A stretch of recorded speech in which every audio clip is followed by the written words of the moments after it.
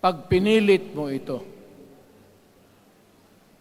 lalabas ka ng Malacañang kagaya noong panahon na pinalayas kayo.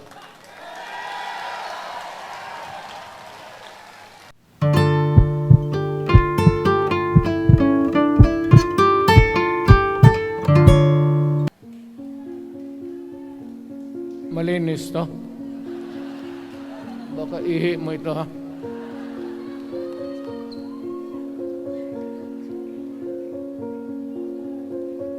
Nakakaubos talaga ng laway itong.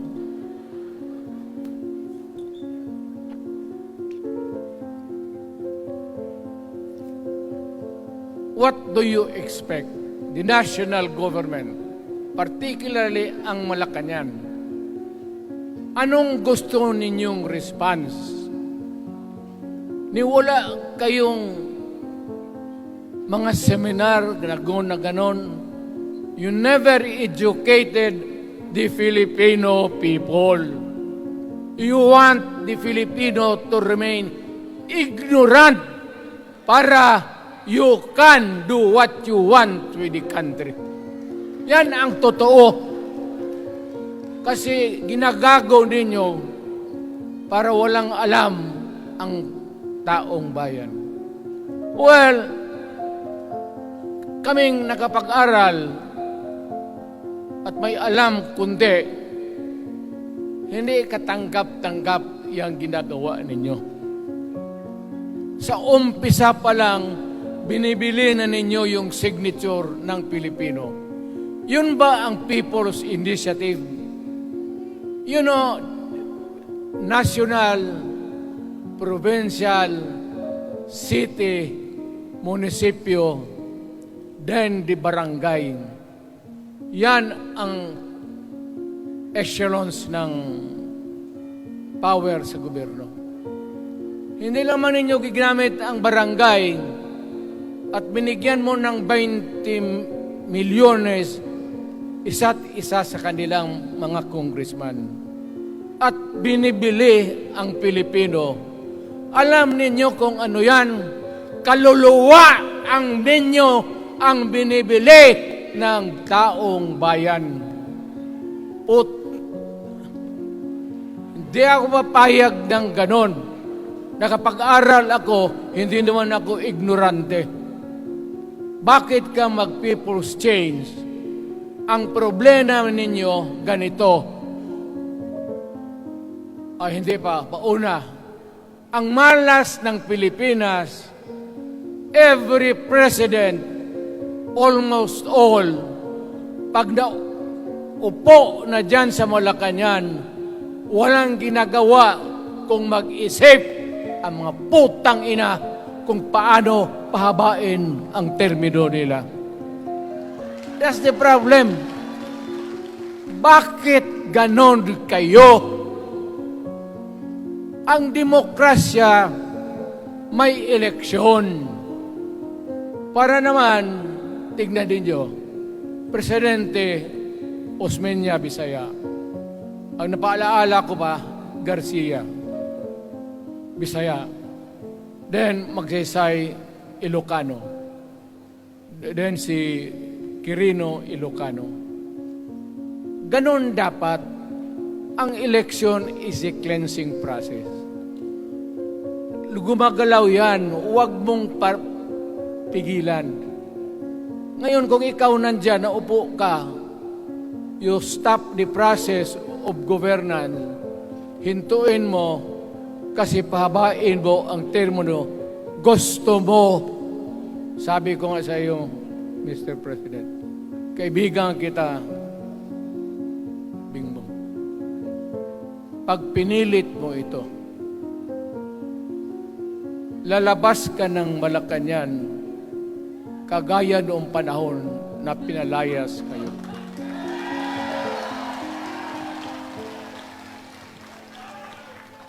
Alam ninyo, kung hindi na talaga ito mapigilan, nandyan ang military pati pulis, makinig kayo.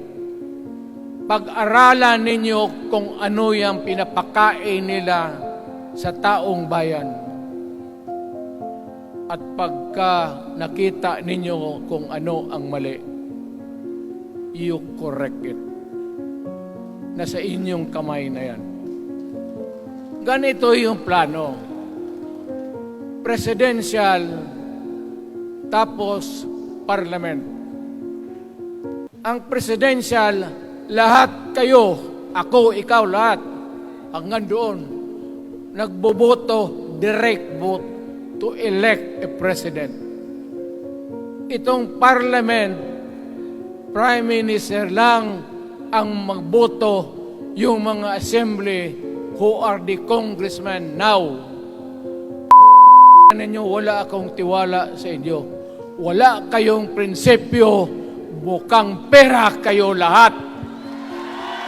Yan ang totoo. Kaya gusto ko, pag nagka-letse-letse nga pumasok ang military, palitan ninyo lahat.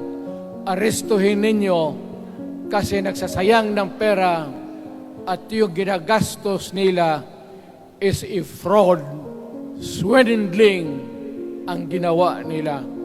You must account for the wasted money, for the money that you bought the signature of a Filipino. Bribery.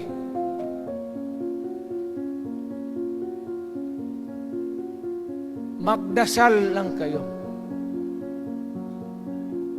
If by the grace of God, mabalik ako,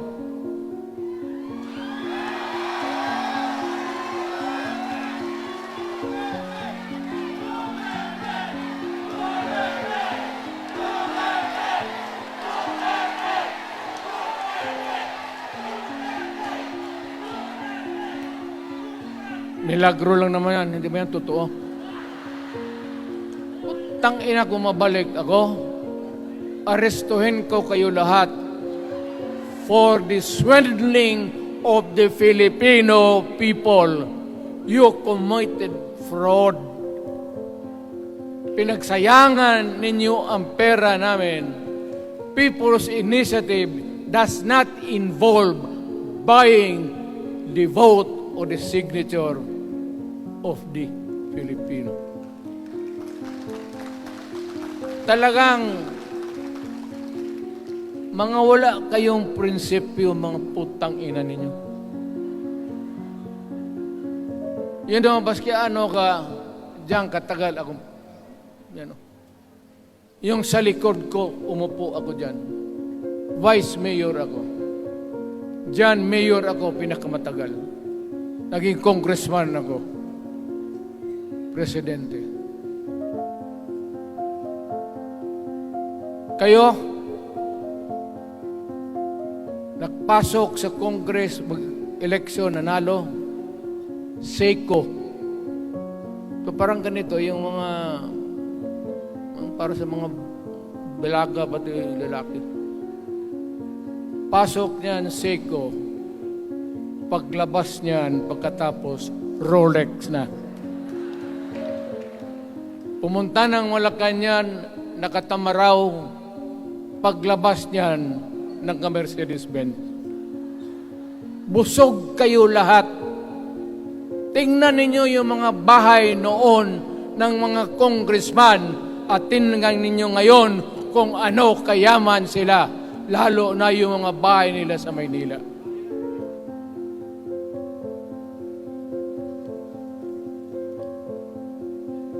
Wala kayong masabi sa akin. Alam mo bakit diretsahan ako magsalita? Ninipahat, wala ako. Paglabas ko sa Malacanang, lipad ako dito. Pumunta ako sa bahay ko para mag-retire. Ayaw ko sanang bumalik. Ayaw ko na. Matanda na ako. Na napapandol lang ako dyan eh. Kaya lang, marami akong magandang naisip kanina papunta dito. Kaya yung sumasayaw lang kasi yung mga ale. nabakante tuloy, nakalimutan ko kung ano ko nang sa